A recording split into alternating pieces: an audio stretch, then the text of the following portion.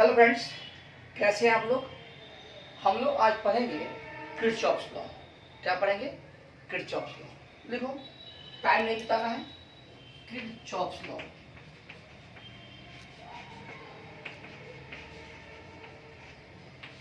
देखो, इसमें दो लॉ होता है, एक जंक्शन लॉ, एक लूप लॉ।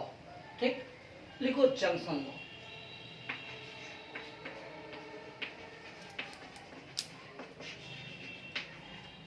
ये लॉ क्या कहता है कि किसी जंक्शन पर algebraic sum of total rate of flow of charge zero होगा। लिख लो, at any junction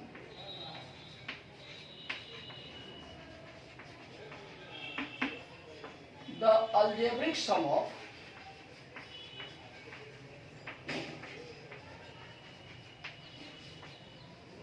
total rate of flow of charge will always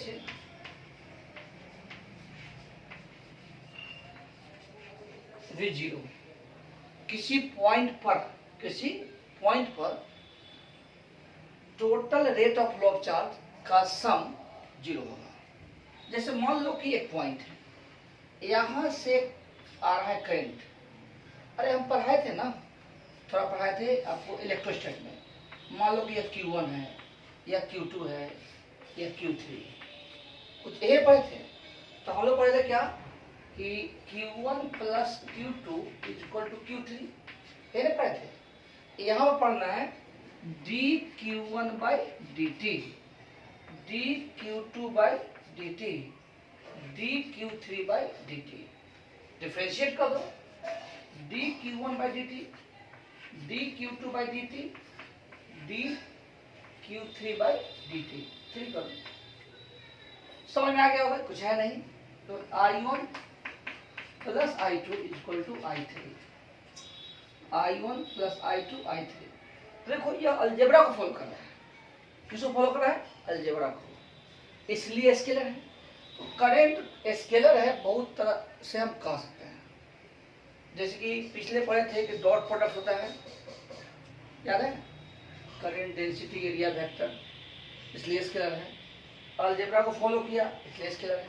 क्या एग्जाम्पल देखो, जैसे मान लो कि ये 10 एम्पियर करंट है, लिखेगा नहीं तो समझ लो।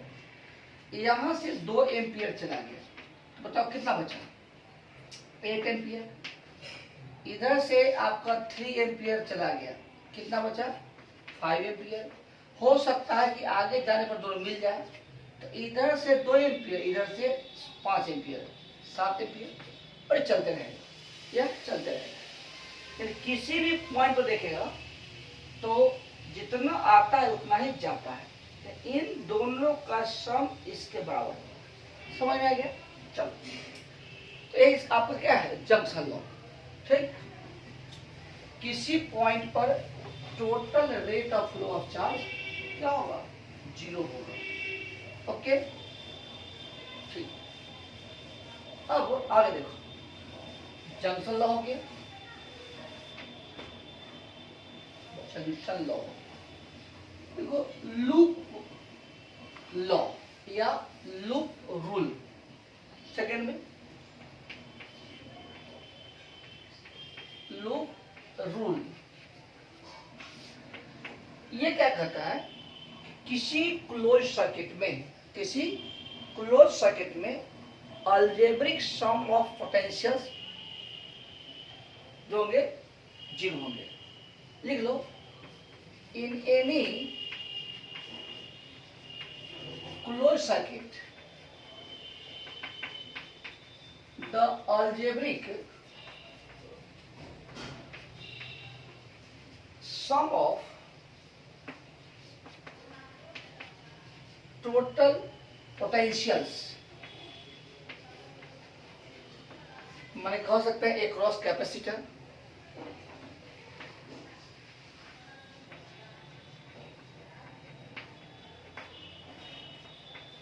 across battery, across resistor,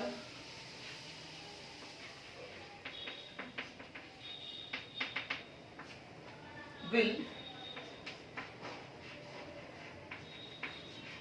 always be zero। सब लोग पढ़ चुके हैं, लिख लो, सिर्फ फॉर्मेलिटी है। एग्जाम में आएगा लूप लॉ क्या है, जंक्शन लॉ क्या है, किरचॉफ लॉ क्या है, लिखिएगा, 2 नंबर में आता है। ठीक, इसका एक एग्जाम्पल लिख लो। जैसे मान लो कि एक रेसिस्टेंस है, एक क्या है, resistance.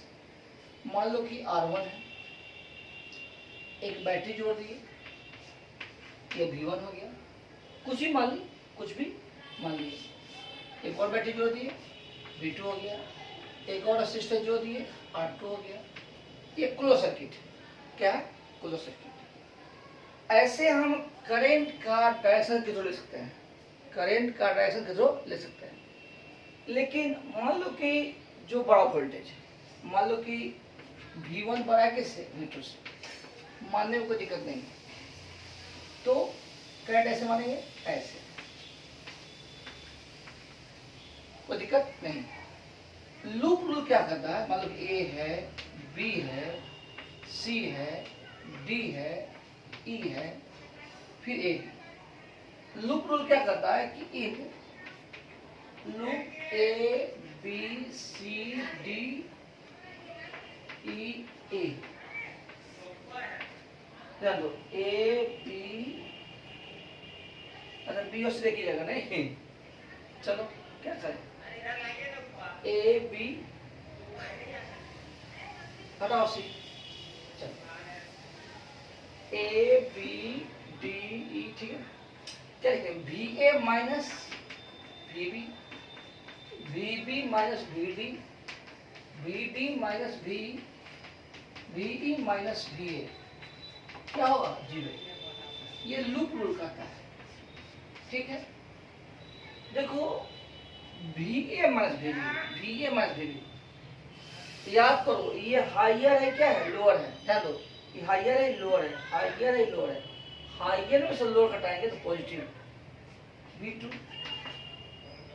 VB minus VD, C मिटा दिए, नहीं था रेसिस्टेंस, तो VB माइनस VD करंट के डायरेक्शन में पॉजिटिव, वहां चार्ज के फ्लो के डायरेक्शन में पॉजिटिव, तो यहाँ करंट डायरेक्शन में I इंटू R, IR2, यहाँ पहुंच गए। VD minus V, VD minus V, ये लोअर है, क्या हायर है, लोअर घटाओ हायर, नेगेटिव, माइनस V1, फिर VE माइनस VA, ऐसे ऐसे एरो के डायरेक्शन में है, IR1 इक्वल्स टू 0, कोई दिक्कत नहीं। तो इसको क्या बोलते हैं, लूप रूल। एक एग्जाम्पल हो गया, लिख लो। अब लिखो grouping of resistance, grouping of resistance.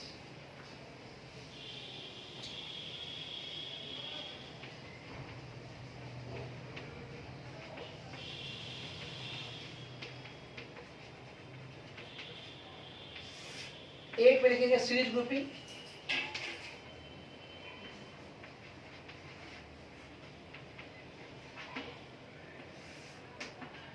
Series grouping क्या होता है, तो in this grouping electric current in each resistor, electric current in each resistor क्या होगा, बराबर होगा, लिख लो, टाइम बिताना नहीं है, टाइम नहीं बिताना है। In this grouping the electric current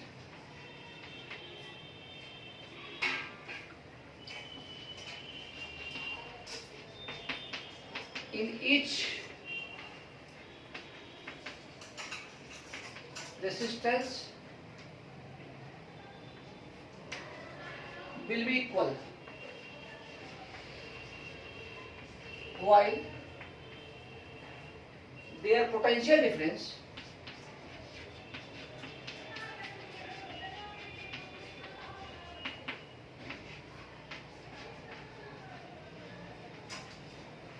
may or may not be equal.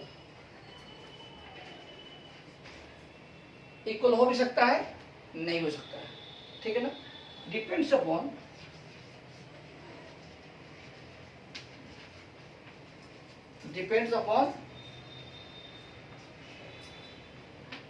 their resistance. ठीक है, लिख लो. इसका टाइम पास है.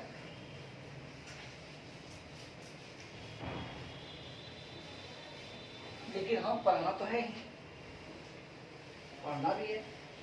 चलिए लिखो, पैराग्राफ चेंज करो. लिखो, let us consider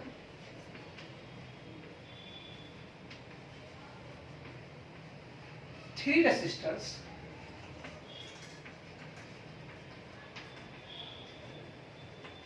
of resistances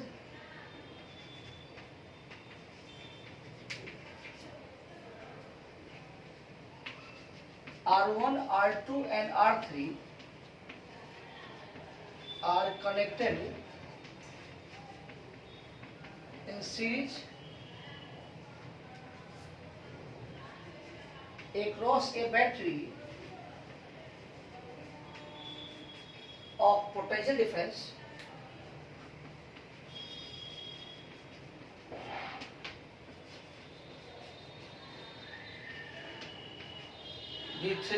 V as shown in figure. ठीक, कोई दिक्कत नहीं. मान लो कि ये आपका रेसिस्टेंस R1 है, ये R2 है, ये R3. इसको हम जोड़ दिए बैटरी के पास, बात खत्म. ये भी है. मान लो कि करंट I है. करंट क्या है? I. अच्छा, करंट का डायरेक्शन नहीं आ गया ना, नहीं आया तो कोई बात नहीं, सिखा ही रहे. ये I, ए कुछ नाम दे दिए, सी डी. ये loop A B C D A B C D A. B A minus B B, B B minus B C, B C minus B D, B D minus B A equals to क्या हो जाएगा? 0.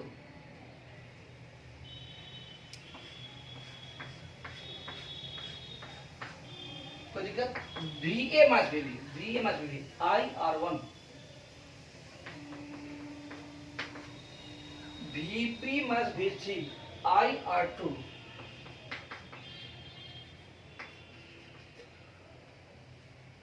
B C minus B D, आई R3. समझ में आ रहा हो? और B D minus B ए, या ए है, सब ए है. बी डी माइनस बी ए, तो ये लोअर है, क्या है? हायर है. लोअर है, हायर है, minus B equal 0. I R1 plus R2 plus R3 equal to B. ध्यान दो, इक्विवेलेंट समझता है. इक्विवेलेंट तीनों रेसिस्टेंस के जगह पर एक रेसिस्टेंस होता, तीनों रेसिस्टेंस की जगह पर एक रेसिस्टेंस होता, और वह रेसिस्टेंस वही करता जो कर रहा है. तो क्या होता कि जो नया जो रेसिस्टेंस है, इस तीनों क्या है? इक्विवेलेंट है. तो देख लो, इफ क्या लिखा गया? If R, if be the equivalent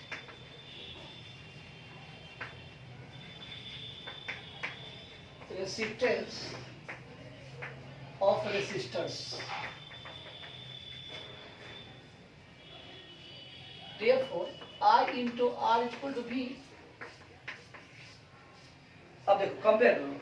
I into इतना is equal to V, I into R is equal to V on comparing first and second. on comparing first and second.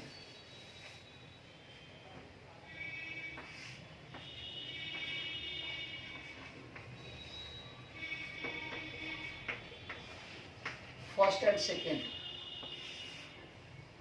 पहला और second को compare करें तो क्या होगा, R equals to R1 plus R2 plus R3 हो गया। कुछ करना नहीं है, सीरीज में जोड़ देते हैं।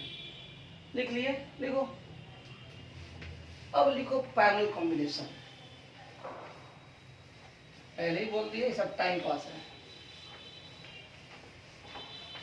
पैरेलल कॉम्बिनेशन,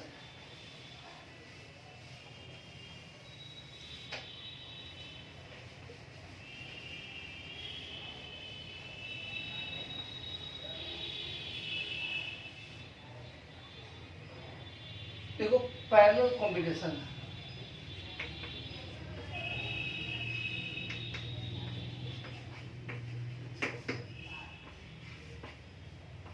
ऑफ रेसिस्टर्स,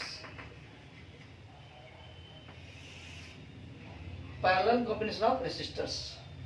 इसमें क्या होता है कि पोटेंशियल डिफरेंस बराबर होता है। क्या होता है? पोटेंशियल डिफरेंस बराबर होता है, और करंट बराबर हो भी सकता है, नहीं हो सकता है, वो डिपेंड करता है रेसिस्टेंस पर। लिख लो, इन दिस कॉम्बिनेशन या in this grouping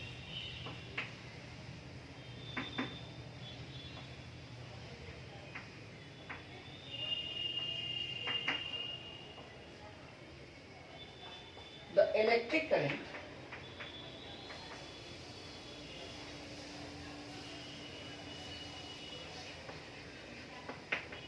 in each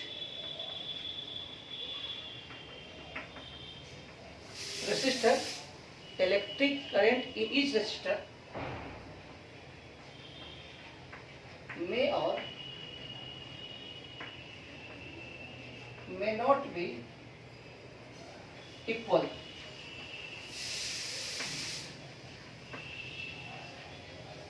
depends upon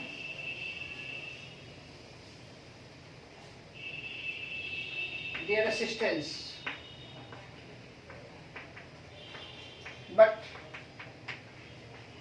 potential difference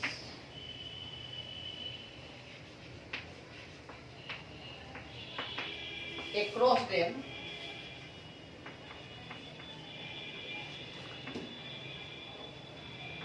will always be equal। हमेशा क्या होगा? बराबर होगा। बात खत्म। पैराग्राफ चेंज करो, देखो लेट अस कंसीडर। ये आप लोग 10th में पढ़े लिखेगा या 9th में, शायद 10th में। बस वही लिखना है, कुछ नया नहीं है, थोड़ा सा टेक्निकल है। 3 resistors of resistances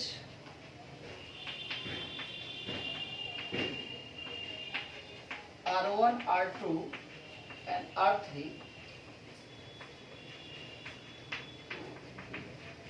are connected in parallel across a battery of potential difference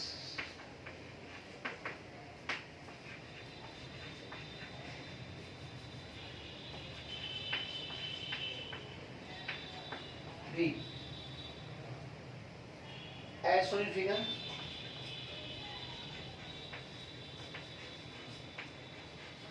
देखो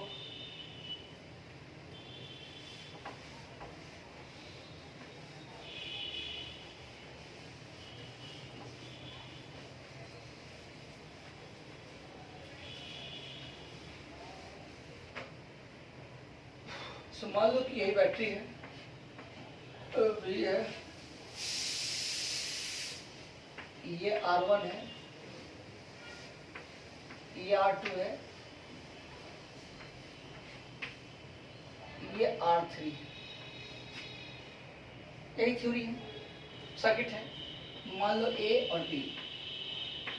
अब थोड़ा सा ध्यान रुक जाओ, ये हायर है क्या है, लोअर है, हायर लोअर है।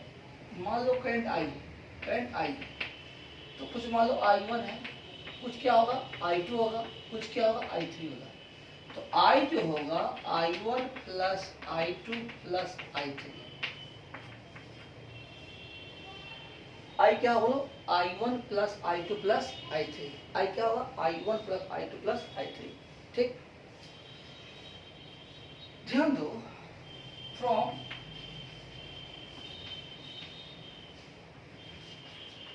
Kirchhoff's law, from Kirchhoff's law, I1 into R1, ध्यान दो VA माइनस VB, थोड़ा ध्यान दो, VA माइनस VB, I और R1 बराबर होगा किसके, I2 R2 के, बराबर किसके होगा I3 R3 के। ये तो नियम है, क्योंकि VA माइनस VB इसके अक्रॉस जो पोटेंशियल होगा वही इसके क्रॉस होगा, वही इसके एक क्रॉस होगा। पोटेंशियल मतलब पोटेंशियल डिफरेंस है। ठीक, यानी कि I1 R1 इक्वल्स टू क्या होगा I2 R2 equals to I3 R3 equals to V। तो I1 कितना होगा डायरेक्ट V बाई R1, इसको इससे इक्वल कर दी। I2 कितना होगा V बाई R2, I3 कितना होगा V बाई R3। ठीक है ना, जोड़ दो I1 plus I2 plus I3, V common ले लेंगे 1 by R1 1 by R2 1 by R3, कोई दिक्कत। और I1 plus I2 plus I3 को हम I कह सकते हैं from first, I equals to V 1 by R1 1 by R2 1 by R3। ठीक ना, second.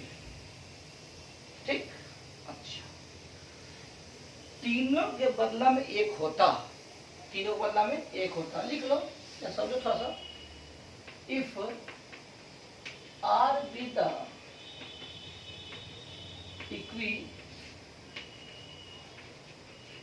equivalent resistance of resistors, अगर तीनों के बदला में एक रेसिस्टेंस R होता, then V equal to I into R। अरे तीनों जो काम करेगा अकेला सिंगल R करेगा, बताओ I कितना हो जाएगा V बाई R। इसको भी कुछ मान लो तो इसको भी कुछ मान ही लो, अब कंपेयर कर लो। On comparing equation second and third, यहाँ 1 बाई R है, 1 बाई इतना सब है नहीं, तो क्या करेंगे लोग 1 by R equals to R1 R2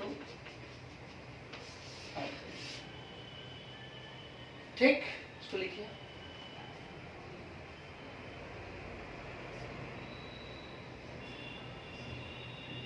लिखिए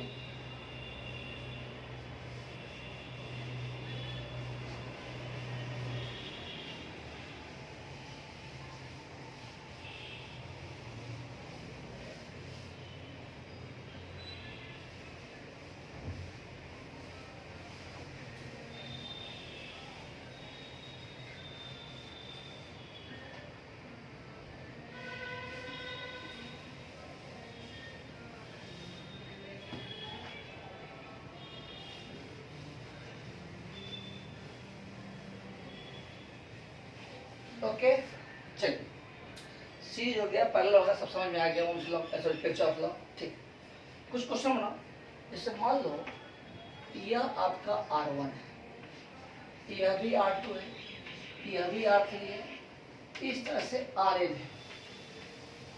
तो बताओ यहाँ से लेके यहाँ तक क्या होगा equivalent, R1 plus R2 plus R3 plus dot dot plus Rn।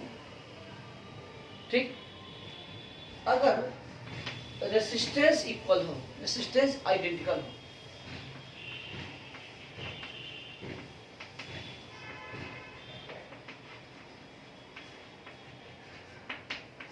अगर रेसिस्टेंस क्या हो, आइडेंटिकल हो, रेसिस्टेंस बराबर हो, मान लो कि R1 इक्वल टू क्या होगा, R2 इक्वल टू क्या होगा, R3 इक्वल टू क्या होगा, Rn इक्वल टू मान लो कि R है, मान लो क्या आता है, तो R इक्वलेंट कितना आ जाएगा, एन आर। अरे R plus R plus R plus R plus क्या होगा, एन आर। ठीक है, लिखो, लिख लिया। चलो अब 2 रहेगा 2 आर, 3 रहेगा 3 आर, 4 रहेगा 4 आर, है कि नहीं। जैसे कि मान लो कि ये है 2 ओम, ये भी 2 ओम, ये भी 2 ओम, तो आर इक्विवेलेंट क्या हो जाएगा, 2 इंटू 3 6 ओम। ओके, ठीक, मिटा दे।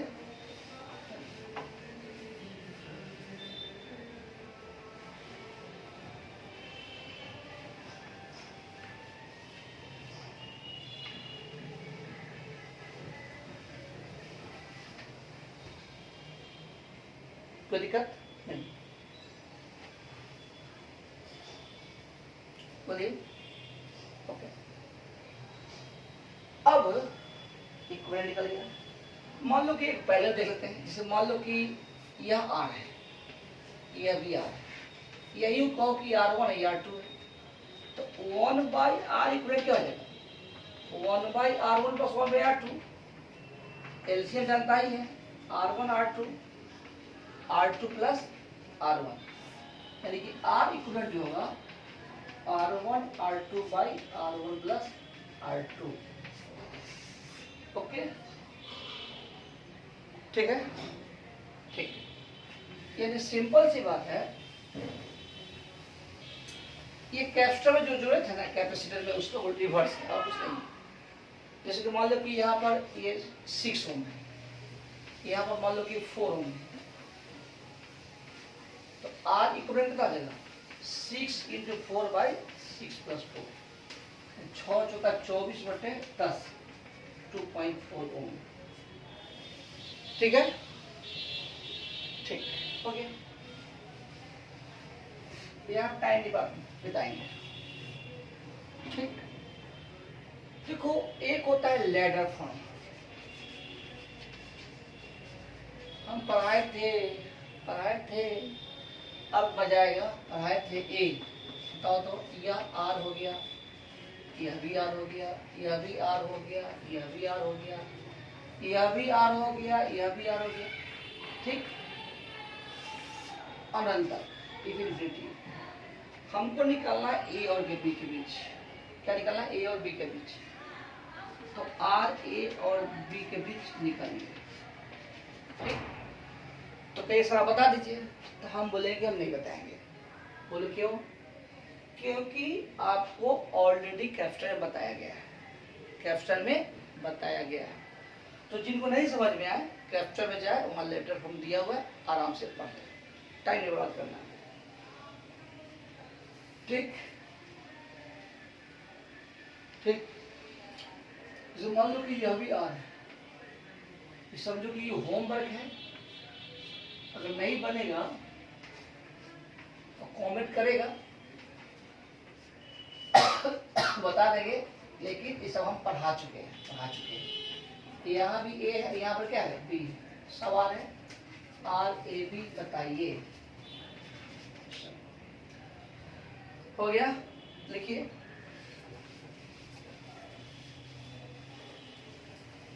इस टाइप का बन जाएगा। देखो प्रॉब्लम्स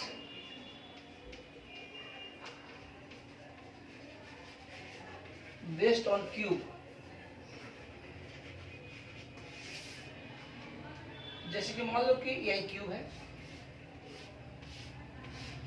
मान लो कि सारे में रेसिस्टेंस दिया हुआ है, सारे में रेसिस्टेंस दिया हुआ है, हमको ए और बी पेज निकालना है, ये ऐसे हो, ऐसे, सब रेसिस्टेंस सब है, सब क्या है बोलो, रेसिस्टेंस है, सब क्या है, रेसिस्टेंस है, सब क्या है, रेसिस्टेंस, सब क्या है, रेसिस्टेंस। तो बताओ ए और बी के बीच निकालना है, ए और बी के बीच निकालना है। तो क्या होगा, यू आर डायगोनल अपोजिट। अगर मान लो कि हमको इसके बीच निकालना है, सब पढ़ा चुके हैं, सब में रेसिस्टेंस है, सब में रेसिस्टेंस है। जिससे नहीं बनेगा कैपिटल में जाके पढ़ेगा, सब पढ़ाया हुआ है, सब पढ़ाया हुआ है, सब निकालो, सब पढ़ाया हुआ है। ओके, इसको निकालो, सब में रेसिस्टेंस है, ठीक है। तो ये आप लोग निकालेंगे, नेक्स्ट लेक्चर में हम लोग आगे पढ़ेंगे। Okay, bye.